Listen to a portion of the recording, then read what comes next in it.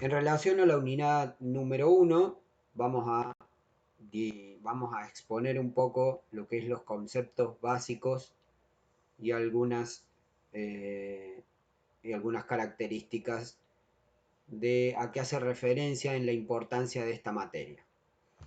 La ortodoncia entonces, podríamos decir que la ortodoncia es una especialidad de la odontología que se encarga del crecimiento, del desarrollo de todo el sistema bucal, del sistema estomatognático, integrado por lo que es la cabeza, el cuello y la mandíbula, en relación, digamos, a las arcadas y en todo ese conjunto a la oclusión particular de la persona.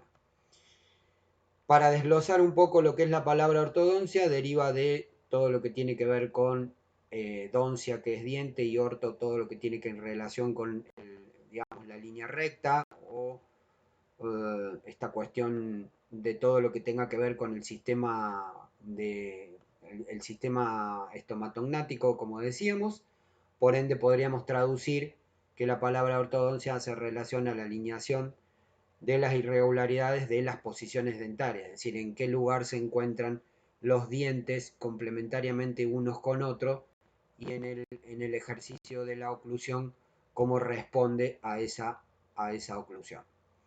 Todo lo que tiene que ver con ortopedia conserva el mismo sentido, lo que es la palabra orto, que tiene que ver con recto, y pedia, todo lo que tiene que ver con los niños, es todo lo que sea pediátrico, y tiene que ver un poco con la corrección a nivel de los maxilares en una etapa de desarrollo, es decir, cuando la persona está desarrollando su habilidad para la masticación y además desarrollando todos sus componentes óseos en todo este sistema estomatognático que hablábamos recién. Dentro de la ortodoncia se distinguen tres tipos. Hay una ortodoncia preventiva, una ortodoncia interceptiva y una ortodoncia correctiva. Si hablamos un poco de a qué corresponde ese grupo o en qué se agrupan este tipo de ortodoncias, podríamos decir que la preventiva está a cargo siempre del odontólogo, la interceptiva tiene que ver ya como una especialidad puntual que es de un profesional que se encarga, digamos, de puntualmente de esa ortodoncia en un lugar hectáreo, digamos, en relación a un conjunto de personas, en este caso los más jóvenes, y hablamos de una ortodoncia correctiva, donde ya la responsabilidad recae sobre el ortodoncista en relación a todo lo que es la corrección de esa mala oclusión.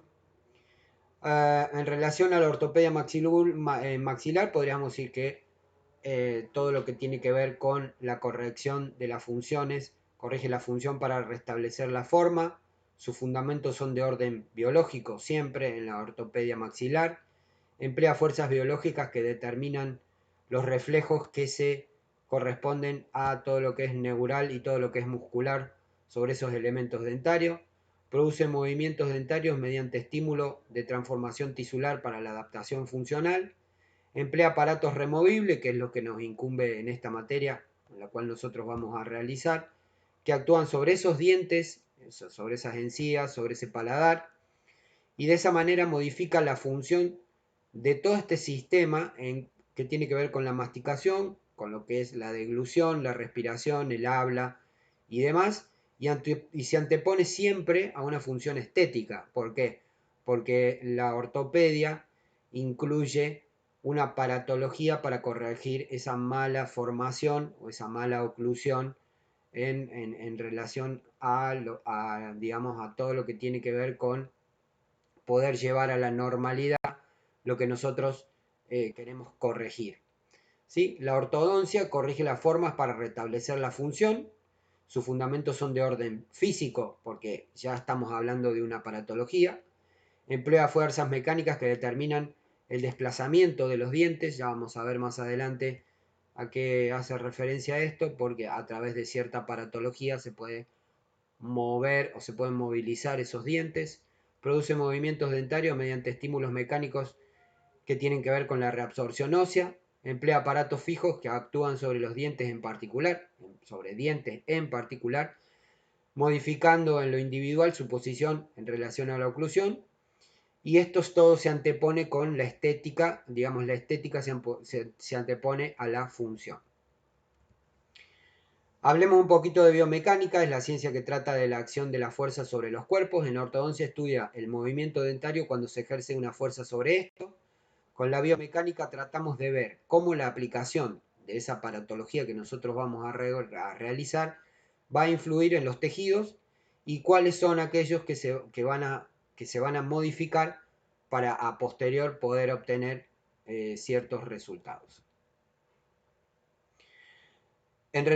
Para hacer una introducción sobre lo que es las malas oclusiones, podríamos decir que un elemento dentario siempre tiene de un lado y de otro un lado de presión y un lado de tensión. Es decir, de ambos lados del elemento dentario se ejerce una presión y desde el otro lado se ejerce una tensión. Estas son fuerzas que se van a tener en cuenta al momento que nosotros tengamos que realizar una aparatología para corregir esa mala formación. Hablando un poquito específicamente de lo que es tensión, es un cambio en la forma o en el tamaño de un cuerpo en el sentido de estiramiento que responde a una fuerza aplicada.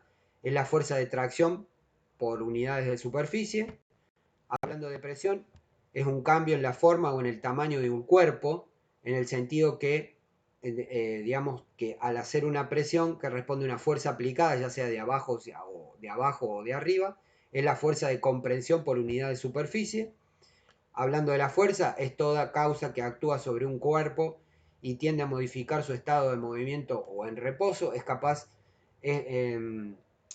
toda causa capaz de poner en movimiento o de cambiar la forma de un cuerpo. La intensidad, que tiene que ver un poco con la fuerza, es la magnitud de la fuerza, la cantidad de fuerza que se va a ejercer sobre ese cuerpo. Punto de aplicación es el lugar donde actúa la fuerza. Sentido es la dirección hacia donde se dirige esa fuerza. Principio de acción y reacción. Es una fuerza de acción, se opone siempre a una fuerza de reacción de la misma intensidad, pero en sentido contrario, es un equilibrio de fuerzas en definitiva. Momento de fuerza es cuando se mantiene esa fuerza o no, es la tendencia de una fuerza a causar la rotación de un cuerpo alrededor de un eje. Y cuplas son dos fuerzas paralelas de sentido contrario, no colineales, de igual intensidad que provocan un giro sobre un eje sin cuya haya una traslación. Los movimientos de la ortodoncia son movimientos de inclinación, es el movimiento que se realiza por una excelencia en una aparatología removible y es fácil de ejecutar porque el punto de aplicación de la fuerza estará en una corona clínica del diente y en el centro de resistencia estará sublingual, por lo tanto el movimiento será primordialmente de inclinación de la corona en dirección a la fuerza. Siempre puede ser efectuado en los 4 sentidos. Cuando hablamos de 4 sentidos nos referimos a oclusal, mesial, distal, palatino o lingual.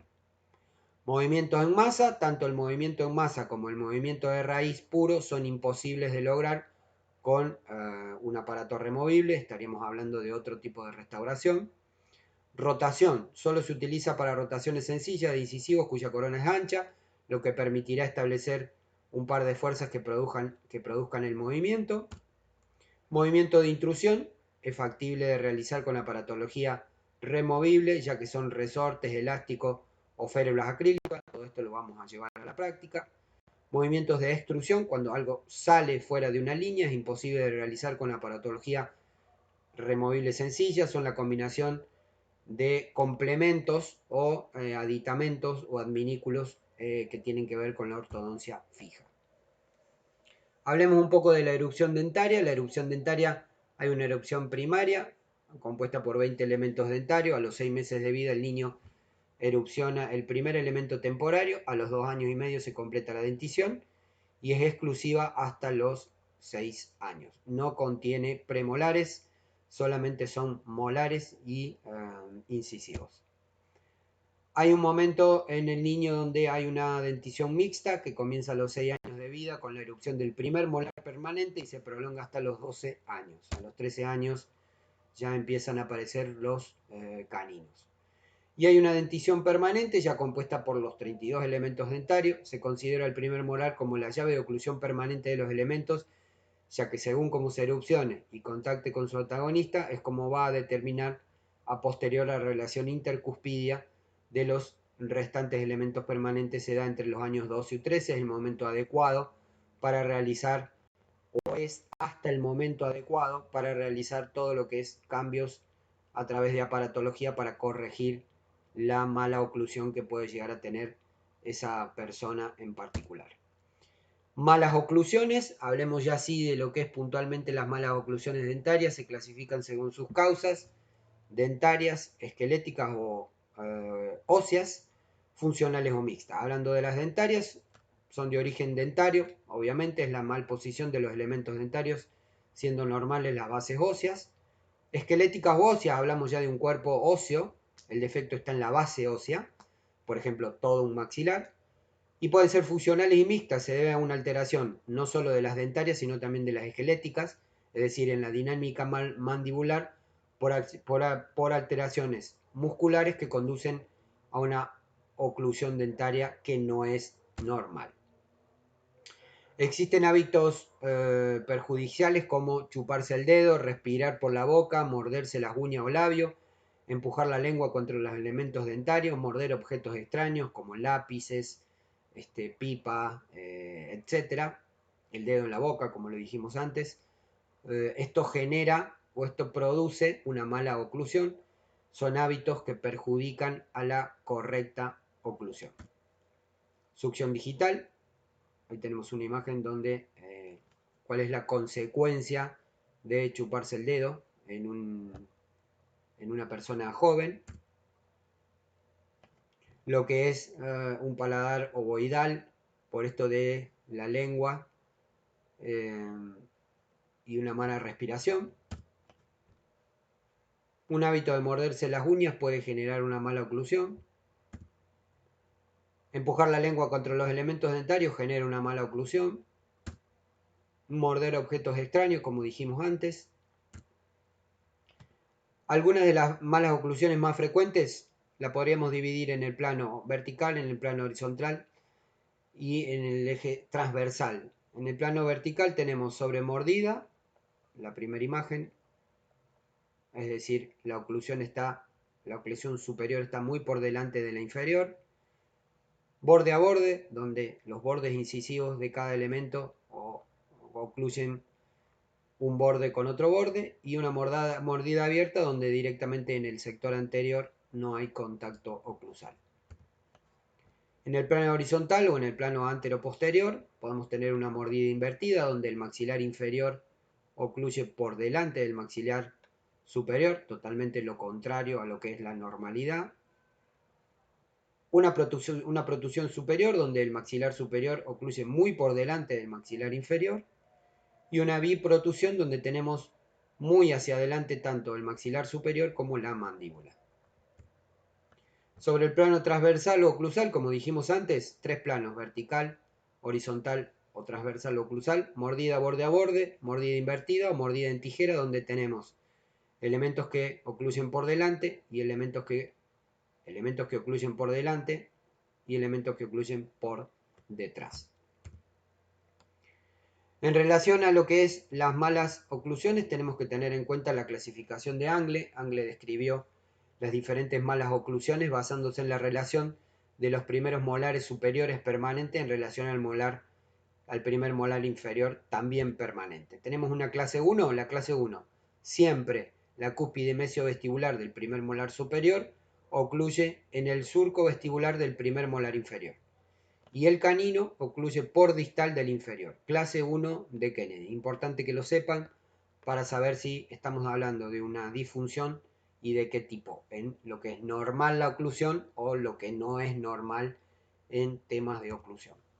La clase 2 o disto-oclusión se caracteriza por la relación sagital anómala de los primeros molares, es decir, el surco vestibular del primer molar inferior está por distal de la cúspide mesiovestibular del primer molar superior.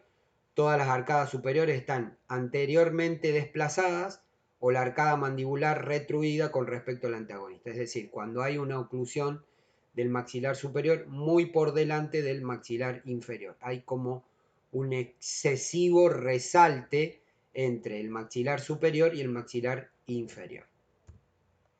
Las malas oclusiones de clase 2, hablando de esto de las clases de Angle, tienen subdivisiones. La clase 2 tiene la subdivisión 1, en donde hay, como decíamos, un mayor resalte sobre las mordidas horizontales de los incisivos superiores. El maxilar superior suele estar muy adelantado y la mandíbula muy retruida. Puede haber mordida abierta anterior, las arcadas son estrechas de forma triangular, motivo por el cual son frecuentes apiñamientos, es decir, hay apiñamiento de elementos dentarios uno tras de otro, y los incisivos superiores pueden descansar siempre sobre el lado, o casi siempre sobre el lado, sobre el labio inferior.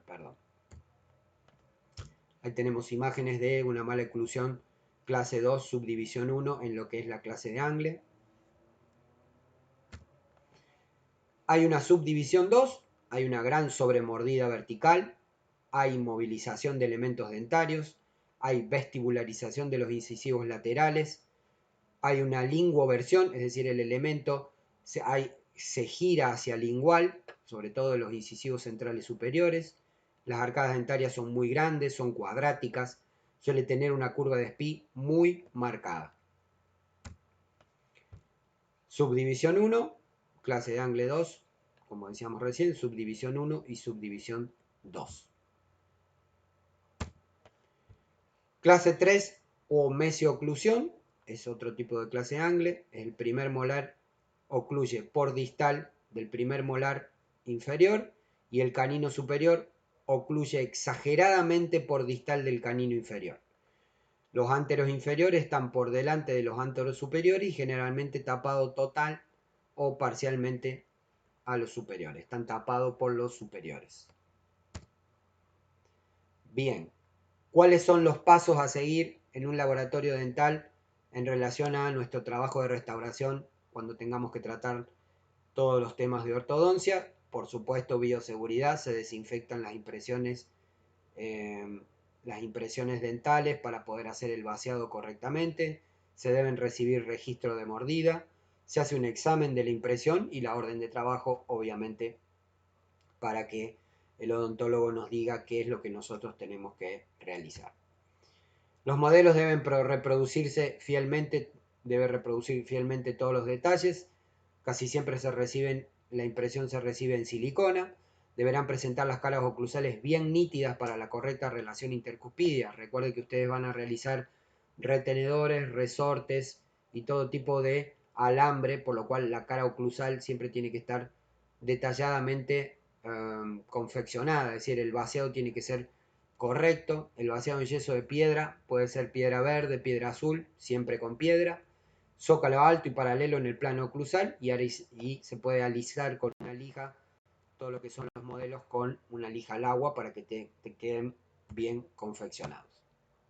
Hasta aquí, entonces, todo lo que tiene que ver con la unidad número 1 en relación a la materia ortodoncia y ortopedia. Está sumamente resumido. En el libro hay más detalles, pero con el paso de las clases vamos a ir viendo exactamente a qué hacemos referencia con toda esta descripción.